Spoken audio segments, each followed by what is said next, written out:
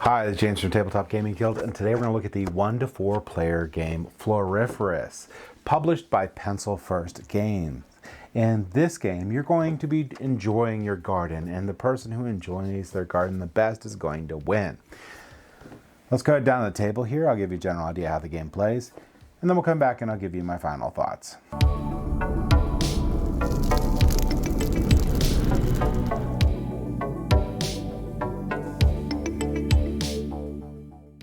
Alright, so this is Floriferous. Floriferous is a 1 to 4 player game. If you're playing the solo game, you're going to be playing with these cards and the pesky crow. But we're going to be talking about the multiplayer version of the game. To set up the game, you're going to place out randomly 3 bounty cards from this yellow deck, and then put this deck back into the box, and the bounty cards go across the top here. In addition to that, every player is going to get a pawn and 3 flowers of their color, and this handy dandy reference sheet that they can use, which is going to give you all the rules and the end game scoring. You're going to set out rows and columns. There are going to be 5 columns, and there's going to be rows equal to the number of players. Only exception is there's an extended version for 2-player that you can look at the back of the rule book for how to set that up.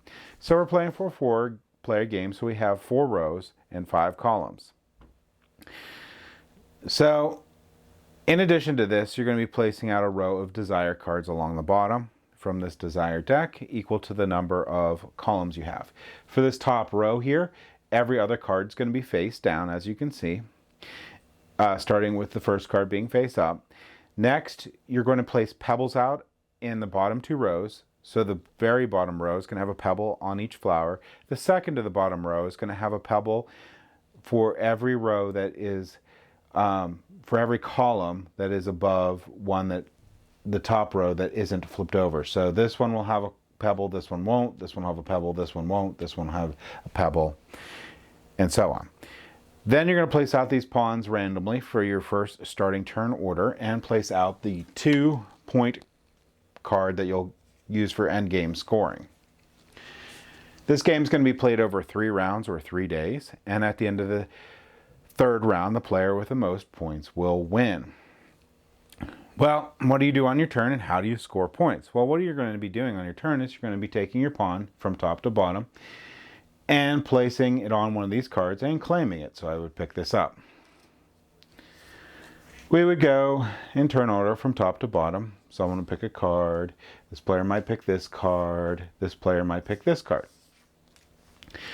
Then we're going to go again from top to bottom. So green would go first. We'll pick all our cards in this column.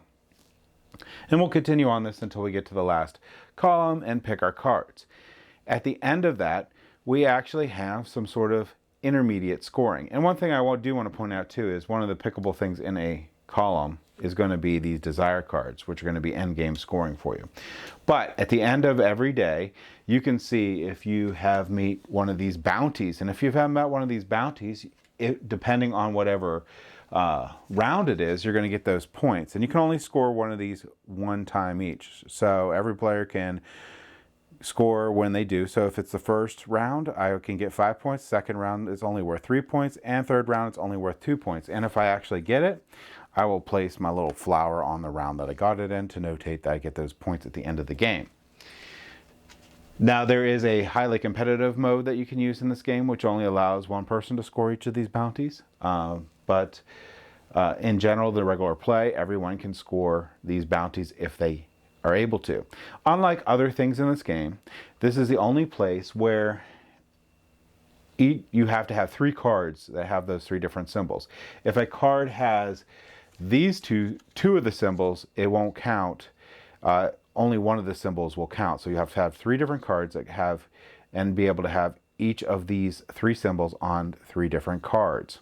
If you do, you can score this bounty. Now, just a little note, there's 5 different flower types, and the flower types are going to be these shapes right here. There is also going to be 5 different bugs. So these are going to be your bugs. So there's 5 different bug types in the game. And there is, I believe, 5 different colors in the game. And they are designated by the color, but also the shape. So notice this is a square. All squares are going to be this pink color. So it doesn't have to be this flower necessarily, but if it is pink, it's going to be square. So that'll help if you have anybody that's colorblind, and just in general helps out. So that's what you're going to do at the end of the round. You're going to repeat. So once we're all the way over here, we're going to keep everything where it was, so in turn order. We're going to clear out any cards that were left on the board and put those back in the box, and we're going to put out new cards in the same pattern that we did before, and we're going to go right to left instead. Once we finish that day, we'll see if anyone got any bounty cards. Then we'll do the last day, which is going to be again a left to right, and at the end of that day, we'll do scoring. So how do you do scoring? Well, scoring is done in a couple different ways. Obviously, you're going to get your bounty scores across the top. The player with the most stones is going to get 2 points. And every 2 stones a player has is worth 1 point. So beyond that, there's a couple other ways you can score.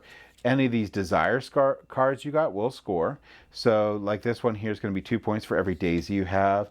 This one's going to be 2 points for every red card, a red flower that you have. This one here is going to be 3 points for every little beetle that you have, ladybug, and so on. So you can score for these.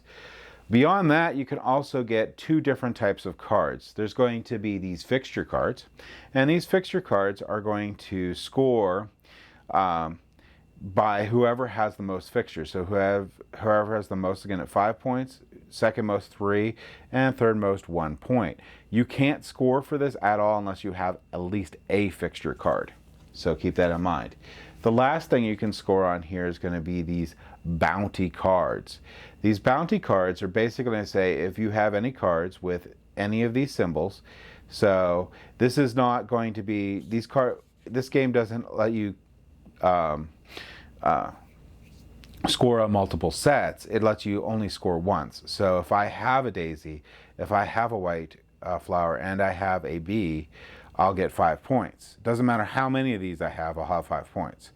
If I only have 2 of these symbols, I'll get 3 points. If I only have 1, I have 1 point. If I don't have any of them, I get 0 points. So those are going to be your other scoring. And that has to work for anything else. So there's going to be other desire cards that are going to look for sets, and it's your largest set that scores. None of the other sets score. So that is a big thing to keep in mind in this game. And that's it. That's going to be how you're going to progress through the game, how you're going to score at the end of the game. And a lot of points are going to be gained through these desire cards. So these desire cards are really important, but they're only important if you have, if you're able to get these symbols. It may seem easy to get some of these things, but it's actually not, because a lot of the decision you're going to make on your turn is going to determine when you can actually pick the next column. And a lot of the people are going to be looking for the stuff that's in that bounty row, and they're going to be looking at these desire cards too. So they're going to be probably picking up cards that match that symbol. So you have to make decisions on whether you're going to maybe not get the best card you wanted, just so you can actually have the earliest pick the next turn. One other thing to keep in mind too is you see you have these face down cards. If you put your pawn on this, you can look at it before, but afterwards you'll be able to flip it up for everyone to see, and that's what you got. So this is going to be sort of like a random card up here. So if you don't like anything in the column, maybe take a risk there and see what you get. Or if you really need to be higher up and be the first person to pick for the next column, you might just take that just to be able to get the card that you really need. So a lot of different strategy and a lot of replayability in this game, because there's going to be 9 different bounty cards that can come out. There's a giant stack for these desire cards, and of course they'll be random each round, and there's a big stack of these flowers, the fixtures, and arrangements, these arrangements in the deck. Plus there's a lot of strategies in your decisions of whether you can actually go for these pebbles and try to get the 2 points and get the extra points from having pebbles. Maybe these are desirable cards on the bottom, so what strategy you're going to go for? Are you going to try to go for these bounty cards, or are you going to try to go for these desire cards? What are you going to be doing? And there's a lot of really cool ways that you can pivot during the game if someone else is trying to do the same thing.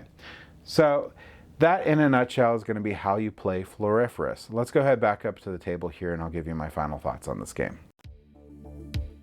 So I really like Floriferous. Floriferous is a really good set collection game. It is really easy to teach and it is really fun with the strategy on where you're going to be picking your flowers from, based on if you're going to be going after those bonus cards on the top, or you're going to try to be doing the desire cards, or you're trying to have like the most fixtures, or you're going to try to have the best bouquets to gain points on there. What are you trying to do throughout the game? Or if you're collecting the stones to get those bonus 2 points and additional points from just having those. So there's a lot of really cool decisions that you make in the game, and what you pick does really matter because it's important for the picking order for the next turn. You know, if you really need that flower, you need to make sure you're higher up on the turn order for the next row selection. So there's a lot of cool things to think about. There's a lot of really good replayability on this because of course the board is always random. I really like how they have them set to have every other card on the first row to be up face down, because that's really cool. And I do want to go first, but maybe I'm going to get a card I don't need or I won't even be able to score with. So it gives a little push and pull there. Picking up those stones down towards the bottom is nice because, yeah, I got the card. Hey, I got a little bit of a bonus in points from those stones potentially. So really, really like that. Also, I didn't mention, but this does have a solo mode to it, so you can play it single player, and it's pretty nice. I didn't go over it itself.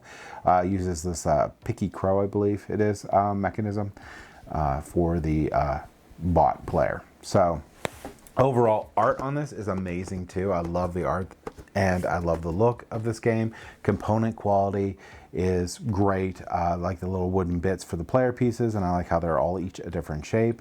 And then I like the little flower pieces that you use for each player that are wooden to claim which round you did your bonus in. So really good quality, really great game, really easy to teach. So if you're looking for pretty much a light, really easy to teach game that has a lot of replayability to it, I highly recommend checking out Floriferous. Thank you for watching.